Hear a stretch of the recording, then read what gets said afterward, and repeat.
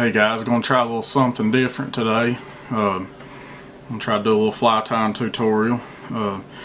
I know that the Squirmy Wormy fly has been done all over YouTube, bunch of different ways. This is something I struggled with when I first started trying to tie flies. In fact, I think it was the first fly that I ever tried to tie. And since I've been tying it, I've learned a few little tricks that has helped me along the way. So I got a fresh hook and the vise here. We're going to get started with it. This is the hooks I'm using. It's a mustad size 10 caddis style hook, curved caddis hook it says. Got it in, and I'm going to start off with some thread wraps, and I'm going to go about 2 hook eye lengths behind the hook eye and start my wraps. And I'm going to bring them back to about right there.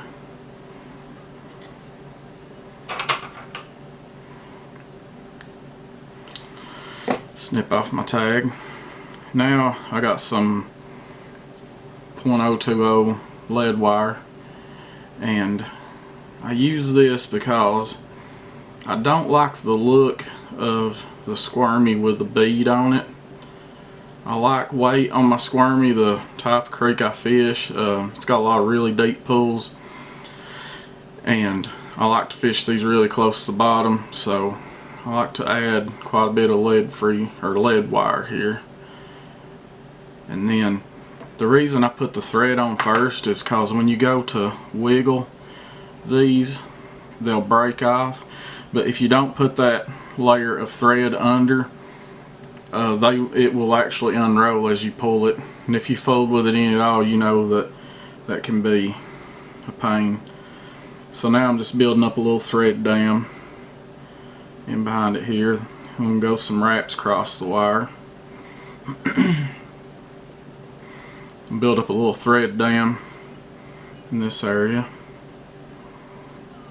in the front of the lead wire.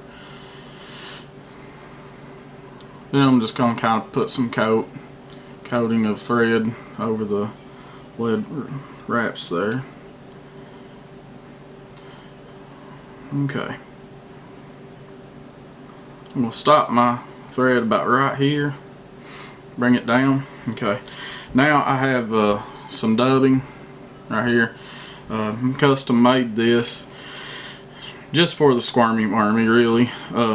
This is a dubbing I made myself out of yarn, just regular old yarn that I bought at Walmart. It's a hot pink, and it actually has UV qualities about it if you shine a black light on it. I mixed in some UV pink ice dub in with it, blended it up to give it a little bit of sparkle and sheen, and this dubbing works really good on these flies. Looks good too. So I'm going to build a tapered dubbing noodle.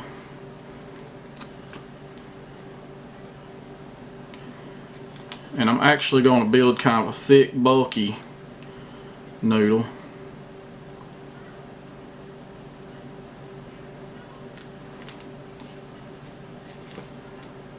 And it's okay if you kind of actually dub it on there sort of sloppy, because we're going to fix that here in a second. And it's going to be a fairly long dubbing noodle. Looks like it's probably about 4 inches. That's about it. And if you see any thin spots, add a little to them to bulk them up some, because we want this to be a pretty thick dubbing noodle.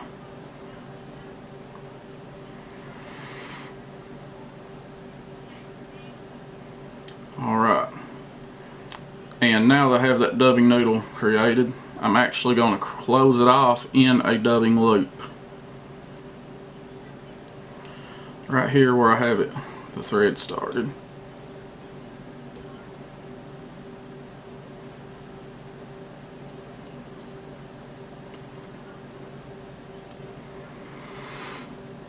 Okay, now I'm just going to let that hang to the side back here out of the way. If you have like a material holder or something, hold it back. I just let it kind of lay back there. Wrap my thread forward in front of the lead wraps. And here's my squirmy material. The type of squirmy material I have, I actually cut one strand of it off, then cut that in half.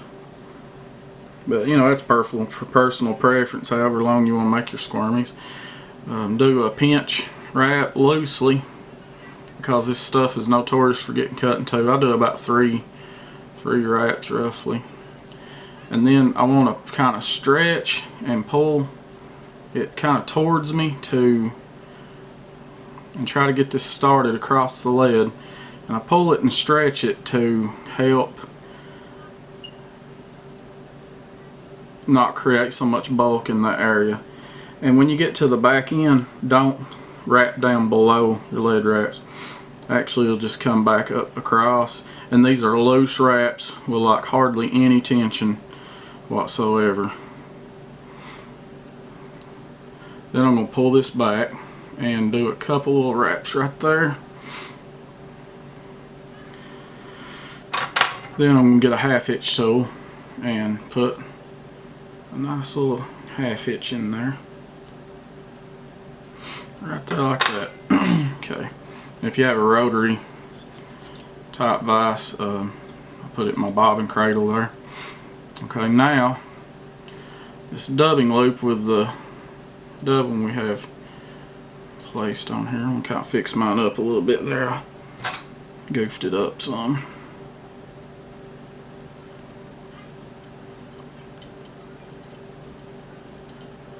Okay, I have it in my dubbing spinner here attached to it. So then I'm going to start spinning it.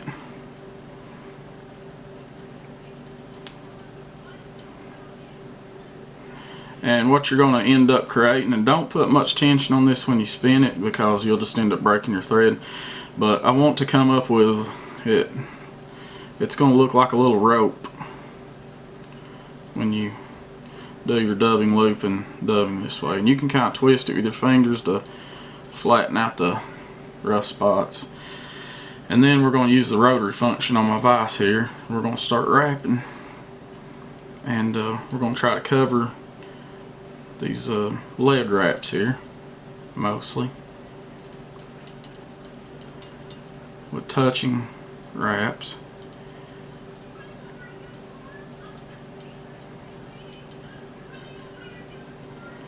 And that's going to give it a really nice segmented look, kind of like the natural little thing that a nightcrawler has going on. Okay, once I get back to this point, I'm just going to let my dubbing spinner hang free. And it's going to unspin, that's okay. I'm going to pull this front piece back, and I'm going to get a hold of these kind of hackle pliers here, if you have a pair of them. And I'm going to pinch it right there. And that's going to hold that front piece of squirmy material back. Okay, I'm going to move my bobbin cradle out of the way. Now I'm going to capture this dubbing loop with a couple good wraps.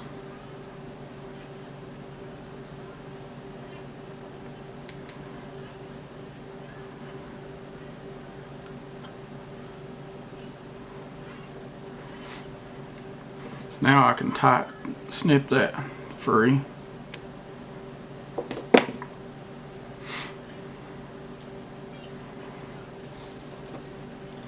Now I'm going to come in here with my whip finish tool.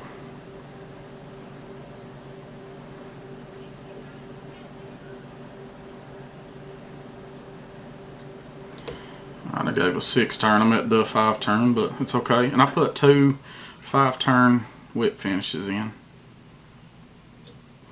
because I've not been able to find a head cement or glue of any kind that is compatible with this squirmy material. It ends up melting the rubber. I've heard a lot of people having that trouble too. And guys, that's pretty much it. You know, you can see my material, it kind of scooted to the side, and you know, one to this side of the hook and this to this side of the hook, and that's okay because it actually opens up for the hook eye, and helps, you know, tie on your tippet easier and everything, and it don't really hurt the look of the fly. But I like to take my scissors and trim any little stray hairs sticking out, just because personally I don't think a worm should have a lot of bugginess to it, so I like to trim that out of the way. And I don't know if fish really care, but this is a really durable way to tie a squirmy wormy. Like I said, it's something I struggled with when I first started tying flies, and I kind of developed this technique by watching some other videos and taking some different techniques and putting them together.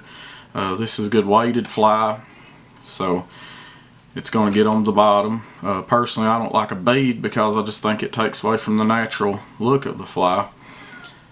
And I mean, this fly could really even be fished on the spin cast gear. Maybe if you put a bobber or a split shot on your line to help get it out there. But I hope this helps somebody, and thanks for watching.